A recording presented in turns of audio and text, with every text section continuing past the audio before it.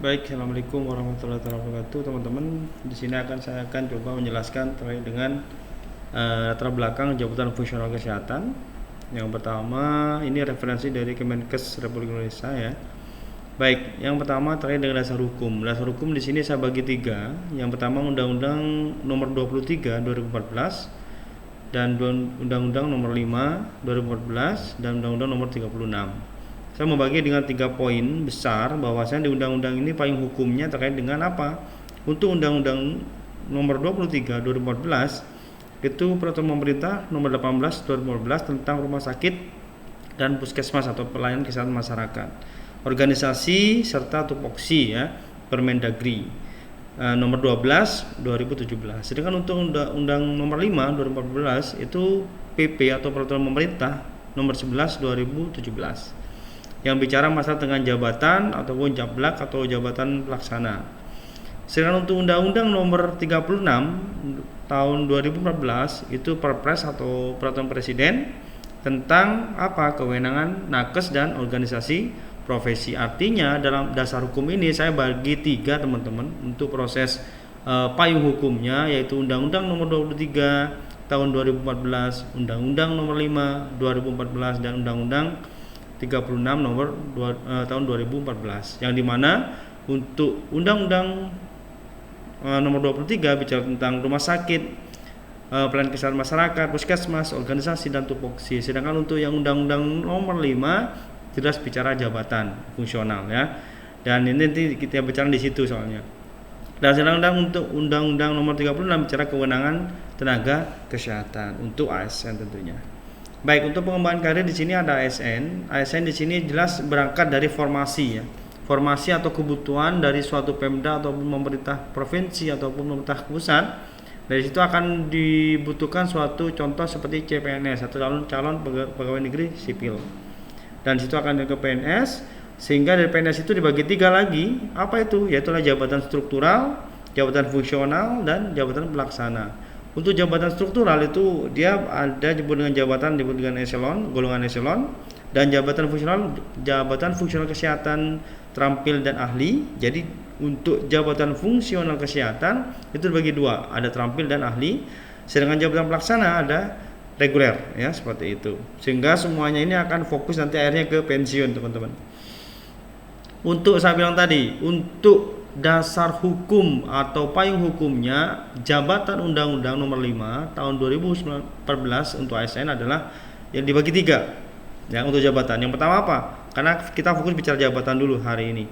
Jadi pimpinan tinggi itu dibagi menjadi utama, madya dan pratama. Secara global dibagi tiga sebenarnya, pimpinan tinggi, jabatan administrasi dan jabatan fungsional. Untuk jabatan tinggi sendiri dibagi tiga, utama, madya dan pratama. Sedangkan untuk administrasi itu administrator, pengawas dan pelaksana. Untuk golongannya eselon 3, eselon 4 dan eselon 5. Untuk jabatan fungsional sendiri dibagi dua. Tadi saya bilang jabatan fungsional dibagi dua itu adalah yang keahlian atau keterampilan atau ahli dan terampil. Untuk keahliannya itu fokus dia di S1 biasanya ya, jadi bachelor sarjana. Jadi utama, madya, muda dan pertama. Ya, sedangkan untuk yang terampil untuk vokasi itu istilahnya penyelia, mahir, terampil dan pemula. Itu konteksnya. Jadi saya ulangi, Undang-Undang Nomor 5 dibagi tiga, poin besar di dalamnya adalah pimpinan tinggi, jabatan administrasi dan jabatan fungsional. Seperti itu. Untuk pola karir jabatan fungsional, kita kenapa memilih jabatan fungsional? Ya, salah-salah di situ ada proses grade atau pangkat kelas jabatan. Di sini saya coba maksimalkan dengan beberapa hal terkait dengan contoh ini ya. Jadi terampil itu ada penyelia, mahir, terampil, pemula. Terampil itu dia dari angka 5 sampai 8. Kalau saya itu dari angka 1 sampai sampai 21 ya, seperti itu. Terus untuk ahli itu di 8 sampai 15. Ini poinnya, teman-teman. Oke. Dan sedangkan untuk jabatan pimpinan tinggi itu ada utama, madya dan pratama. Sedangkan untuk administrasi itu ada administrator, pengawas dan pelaksana. Nah, sedangkan untuk jabatan ASN, jabatan administrasi saya jelaskan bahwasanya administrator atau memimpin pelaksana seluruh kegiatan pelayanan dan administrasi itu, teman-teman. Ya. Untuk pengawas itu mengendalikan tugasnya pelaksanaan kegiatan, serta untuk jabatan pelaksana itu melaksanakan kegiatan dan administrasi pemerintah dan pembangunan. Artinya kalau administrator intinya dia memimpin pelaksanaan keseluruhan kegiatan, untuk jabatan pengawas mengendalikan pelaksanaan kegiatan, dan jabatan pelaksana dan melaksanakan kegiatannya. Untuk jabatan fungsional tadi saya bagi sudah untuk ahli utama, ahli madya, muda, dan pertama. Untuk fungsional ada penyelia, mahir, terampil, dan pemula. Sedangkan untuk jabatan tinggi itu ada utama, madya, dan pratama. Intinya berfungsi untuk memimpin dan memotivasi dari pegawai ASN itu sendiri ya, seperti itu teman-teman. Di mana melalui apa? Ada kepeloporian, pengembangan kerja seperti diklat, pelatihan, pendidikan dan pelatihan, serta keteladanan. Untuk perbedaan pejabat fungsional dan struktural ini bedanya teman-teman. Jadi untuk dari sifat tugasnya, untuk pejabat fungsi berarti dia teknis fungsionalnya, tapi untuk pejabat strukturalnya administrasi dan manajerialnya. Jadi differences ya, berbeza ya. Jadi antara teknis fungsional sama administratif dan manajerialnya. Jadi itu poin bedanya. Untuk pelaksanaan kegiatannya itu bersifat mandiri, artinya independen. Yang fungsional sesuai dengan apa? Sesuai dengan fungsinya sendiri. Apa? Contoh umpamanya dia sebagai tenaga kesehatan, sebagai perawat, dokter, bidan, administrasi kesehatan, dia otomatis fungsinya apa? Ya udah dia laksanakan, itu fungsionalnya.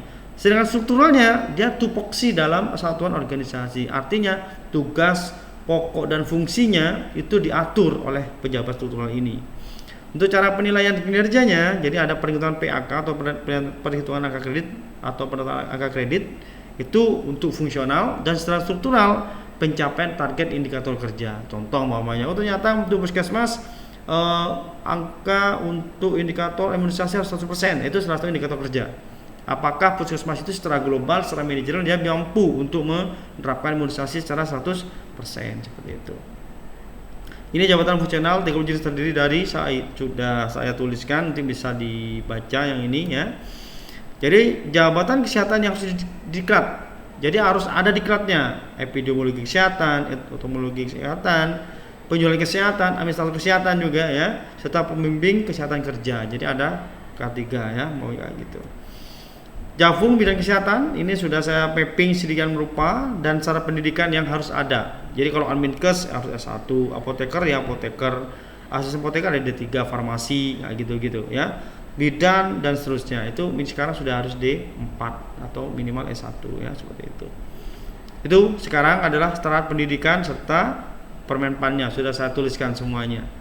Ini juga ya, nanti bisa dicek sendiri. Nah, untuk Permenpan diterbitkan tahun 2013 dan 2014. Tadi saya bilang ada reformasi birokrasi, ada reformasi birokrasi 2013 sampai 14, teman-teman. Nah, dengan dikeluarkannya Permenpan ini, jadi selainnya jelas di sini terlihat terkait dengan dikeluarkannya Permenpan, ada teknik elektromedis, replika medis, dan radiografer. Ini ada pertama mudah ya, seperti itu. Untuk sosialisasi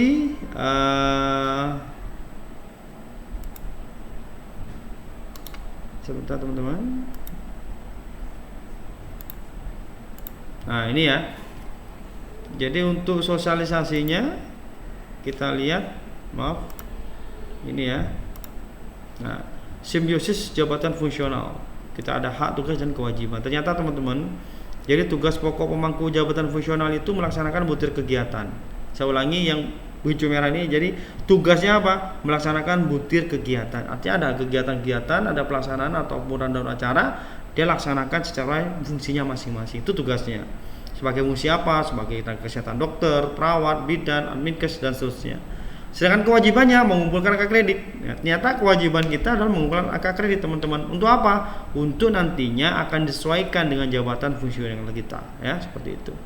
Untuk haknya terjelas dari hak itu mendapatkan tunjangan dan kenaikan pangkat. Di mana kenaikan pangkat itu dalam jabatan itu direncanakan oleh pejabat fungsional itu sendiri dengan pengumpulan angka kredit. Nah, sedangkan untuk tujuan dibentuknya jabatan fungsional itu adalah peningkatan produktivitas. Bagaimana kita tidak bisa meningkat produktivitas kalau tidak dibentuk suatu jabatan fungsional ini ya. Peningkatan produktivitas unit kerja. Unit secara personal adalah PNS atau ASN, tapi unit kerja unitnya bagi masing-masing bagian. Peningkatan karir PNS juga harus kita perhatikan sehingga apa proses kenaikan pangkatnya jabatannya akan sesuai dengan kondisi angka kredit tadi ya, prestasinya. Terus untuk peningkatan profesionalisme PNS juga ini penting sekali ya, meningkatkan mutu pelayanan dengan meningkatnya kualitas prestasi, kualitas dari ASN, kualitas dari unit, kualitas dari semua organisasi atau manajerialnya, otomatis mutu pelayanannya akan berdampak ya, seperti itu. Meningkatkan motivasi kerja dari semua pegawai seperti itu. Keuntungannya kenaikan pangkat bisa 2 tahun ya, pangkat saya ulangi, pangkat bisa 2 tahun, kalau jabatan 1 tahun minimal. Prestasi kerja langsung dinilai, memotivasi PNS atau ASN untuk meningkatkan pengetahuan dan keterampilan dan kreativitas. Karena sekarang butuh inovasi teman-teman, tidak mengikuti ujian dinas bisa jadi. Jadi karena sudah melewati proses tadi, profesionalisme semakin teruji. Dan terakhir memperoleh tunjangan jabatan. Baik, sekarang yang kendala. Ternyata kendala itu juga banyak pada ASN teman-teman. Yang pertama ada kendala kultural. Artinya apa? Sulit merubah sikap perilaku PNS dari pasif menjadi aktif. Ya karena asalnya selalu digaji oleh pemerintah sehingga dia bisa jadi bekerjanya ya wis pokoknya saya masuk, wis pokoknya saya digaji gitu ya. Kendala informatif, belum dipahaminya sistem dan ketentuan angka kredit terutama oleh pejabat fungsional sendiri, unsur pendukung jabatan fungsional. Informasi ya, jadi ada belum yang dipahami. Kendala koordinatif, adanya koordinasi antar lembaga yang mispersepsi ataupun inkoordinasi. Ini menjadi kendala ya. Kadang-kadang dia harus ke lembaga mana untuk ngurus ini dan sebagainya kayak gitu. Kadang-kadang itu menjadi masalah. Birokratik, tentunya pelayanan terhadap pejabat fungsional belum optimal. Ini kadang-kadang menjadi birokrasi sendiri dalam internal tergantung pemerintah daerah, provinsi dan pusat. Biasanya seperti itu. Kendala administrasi tentunya ini kaitan dengan apa? Pengarsipan data, validasi data dan sebagainya ya. Jenjang untuk terampil ya, untuk terampil ini jenjangnya pelaksana pemula, pelaksana terampil, pelaksana lanjutan atau mahir dan penyelia. Itu tolong diingat tentang jabatan tingkat terampilnya ini. Untuk fungsional keahlian itu dari D1 D4 atau S1 dan memiliki kemampuan dalam penelitian, pengkajian, pengembangan peringatan dan penerapan konsep dan teori serta syarat peraturan perundangan yang berlaku ya, seperti itu. Yang untuk ahli ini pertama, muda, madya dan utama. Tolong diperhatikan itu. Nah, ini salah satu tingkat jabatan fungsional seperti sampai saat ini ada asisten apoteker, okupasi terapi, ini masih di keterampilan. Saya ulangi ya, keterampilan.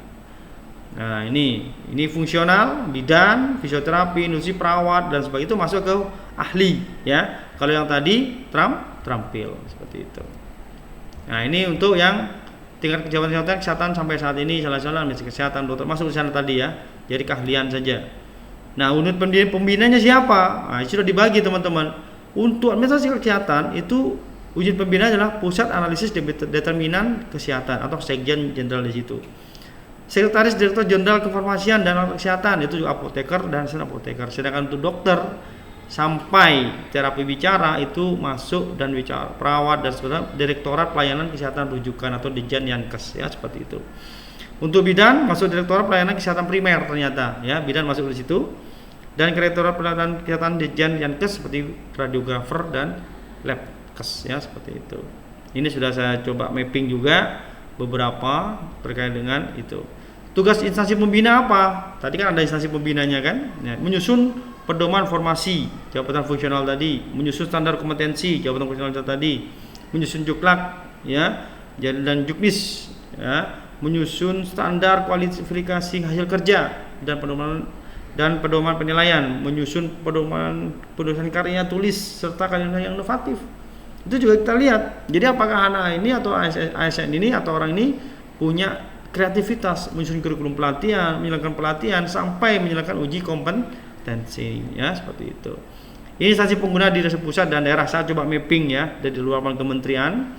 Ternyata ada berapa 34 dinas kesehatan provinsi sampai 416 dinas kesehatan kabupaten dan 98 dinas kesehatan kota. Ini saya bagi dengan angka yang berbeda ya, seperti itu.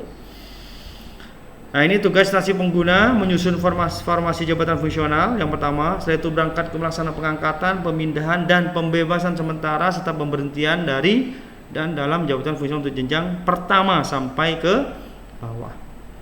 Untuk mengusulkan sama, yang berikutnya ini hanya beda di jabatan fungsional jenjang utama. Jadi 4D ya.